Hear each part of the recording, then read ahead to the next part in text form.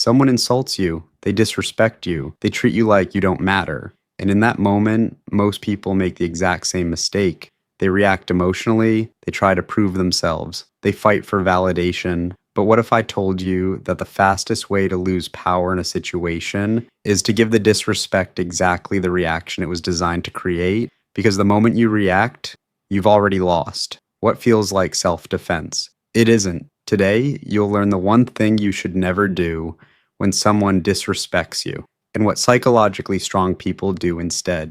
You know that feeling. Someone says something cutting, and before your brain even catches up, your body already knows. Maybe it's a comment disguised as a joke, something with a smile on the outside and a blade underneath. Maybe it's a dismissal in front of other people, the worst kind, because everyone saw it. Maybe it's someone just talking to you like you're beneath them, like your presence in the room is barely worth acknowledging, and your body responds before your mind does. Something shifts in your chest first.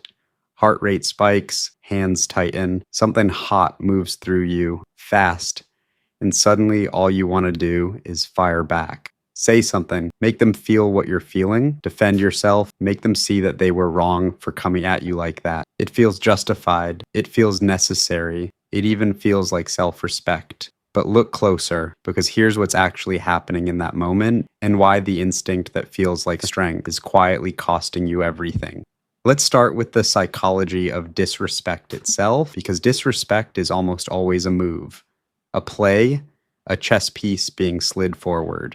When someone disrespects you, whether they mean to or not, there's a transfer of power happening underneath the surface, and your reaction tells both of you who holds it. They came fishing.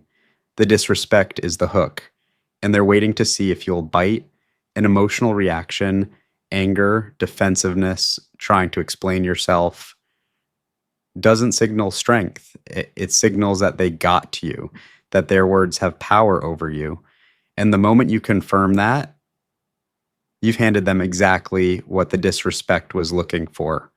Psychologists call this emotional reactivity, and reactive people are easy to read, easy to manipulate. Your strings are showing, and anyone holding them owns the dynamic, because anyone who can pull your strings with a few words controls the room, not with authority, not with respect, just with a remote control you didn't know you handed them. Look at what happens in every room where someone fires back emotionally. The person who kept their cool, they're the one everyone remembers as powerful. The person who fires back feels powerful in the moment, but they've already lost.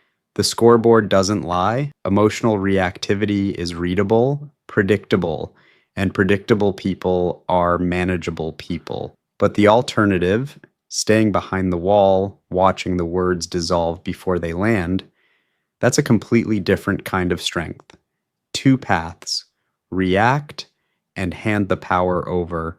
Choose and keep it. That's the fork. When you don't bite, the hook has nowhere to go, and the person who threw it is left holding something that didn't work. Here's a second mistake, and this one is subtle. When someone disrespects you and you try to prove them wrong, you've just stepped onto their court, into their frame, their rules, their game. And now you're playing it by rules they set up, trying to win approval from the very person who just showed you they don't value you. Think about how that looks from the outside. You're reaching for a trophy, being held by someone who has their back turned to you. It's a trap, bait laid out perfectly. And most people walk straight into it because the need to be seen and respected is deeply human. There's nothing wrong with the need. The trap is in where you go looking to fill it. You take the stage, you perform, you explain yourself urgently to an audience of one who already decided before you opened your mouth. And here's the painful truth underneath all of it. Chasing validation from someone who disrespected you tells them and tells you that their opinion of you matters more than your opinion of yourself. One person's disrespect shouldn't outweigh your entire self-image. But when you react, when you scramble to prove, that's exactly what the seesaw shows. And you can never win a game they keep changing. The goalposts move, the frame shifts, you chase, they watch, so step out. One deliberate step back over the line, out of their frame, off their court. You don't engage, you don't defend, you simply don't accept the premise. A calm, quiet, I don't play this game. They came for a reaction, there isn't one. And without a reaction, the whole dynamic collapses because the only compass that matters in that moment points inward toward what you know about yourself, not toward what they just decided. Now, here's where it gets interesting because most people think silence is weakness, that if you don't respond to disrespect, you're letting someone walk over you, that staying quiet means you're okay with what just happened, that you didn't have anything to say. But silence, deliberate, chosen silence, is one of the most powerful responses available to you. And most people never use it because it feels like surrendering. When you respond to disrespect with calm, when you let the words pass without catching them, you communicate something that a comeback never could. Their words didn't land because you already know who you are, and that knowing, that quiet certainty, makes the whole thing irrelevant. They came with a hook, you didn't bite, and now they're standing there holding something that didn't work in front of everyone watching. The calm person owns the room, not the loudest one, not the most reactive one, the one who is the most settled. One sentence from a grounded place does more damage to a disrespectful dynamic than a 10-minute argument ever could. Less is more powerful, always. If you choose to say something, make it measured, deliberate, unbothered, not sarcastic, not defensive, just clear. Because quiet in a loud room is deafening. When everyone else is reacting and you're still, people notice even if they don't say it. You exist on a completely different level than whatever just came at you. And silence says that without saying a word. Not rattled, not moved, not available for that particular dynamic. That's what the stillness communicates.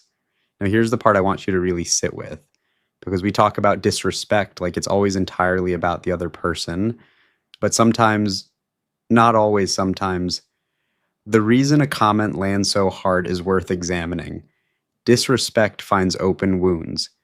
And when a comment hits harder than it should, when the reaction inside is bigger than the situation outside, that gap is worth paying attention to, because sometimes the version of the insult that stings the most is one you've already been saying to yourself quietly in the background, and hearing it out loud just made it louder.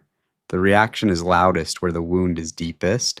That's not a weakness, it's just information, and information you can work with. And when you're fully secure in who you are, when your identity isn't up for debate, disrespect slides off. The fortress holds, not because you built walls, because there's nothing inside that needs defending anymore. It can't stick. The words arrive and they bounce, not because you're performing strength, because there's no open surface for them to cling to. When your identity isn't up for debate, the disrespect is simply irrelevant. A person throwing words at a wall that doesn't move. So the real work isn't learning the right comeback, it's building the version of yourself that doesn't need one. That's the inner work. Quiet, consistent, not for anyone else. Just building something inside that can't be shaken by a few careless words. Not because you're above the disrespect, but because you're settled enough that it simply doesn't move you. There's a difference. One is arrogance, the other is peace.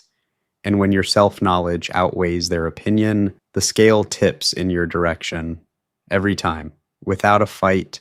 That's the honest truth, the one most people aren't ready to hear, because it asks something of you that has nothing to do with the other person. So what do you actually do in the moment? Here's what it looks like in practice. First, pause before you respond. Not forever, just long enough. 3 seconds between the disrespect and your response changes everything. That pause is where your power lives. It's the moment between reactive and deliberate, between losing and choosing. Second, don't explain yourself. Close the speech bubble before it forms. You don't owe anyone a paragraph justifying your worth. The moment you start defending yourself to someone who disrespected you, you've stepped back into their frame. Stay out of it. You don't argue with a premise you don't accept. You just don't pick it up. Let it sit there on the floor where they left it. Third, respond from your highest self, not your triggered self. Know the difference between those two versions before the moment arrives, because in the moment, It moves fast. If you choose to say something, one sentence, calm, clear, grounded, not to win, not to wound, just to be heard once, cleanly. Fourth, disengage when needed. Sometimes the most powerful thing you can do is simply leave, not dramatically, not to prove a point. Remove your energy, redirect your attention. The spotlight you carry is valuable, and not every room has earned it. Because your time and attention are the most finite things you have, and not everyone has earned access to them. That's not cruelty. That's clarity. And finally, do the inner work. After the moment passes, sit with it. Ask honestly, why did that land so hard? Is there something underneath the reaction worth looking at? Look at the reaction clearly, not to judge it, but to understand it. Because the reaction always points somewhere. Follow it. The most disrespect-proof version of you isn't built by mastering the perfect response. It's built by knowing deeply, quietly, exactly who you are. So that when someone tries to tell you otherwise, you already have the answer. The next time someone disrespects you, you'll feel the pull, the hot rush, rising fast, real, and in that moment, you'll have a choice. Give them the reaction they came for, or show them something they didn't expect. Calm, settled, unbothered, not because you don't care, but because you care far more about who you are than what they think. That's not weakness. That's the most powerful thing in the room. If this one hit different for you, you'll want to be here for what's coming next.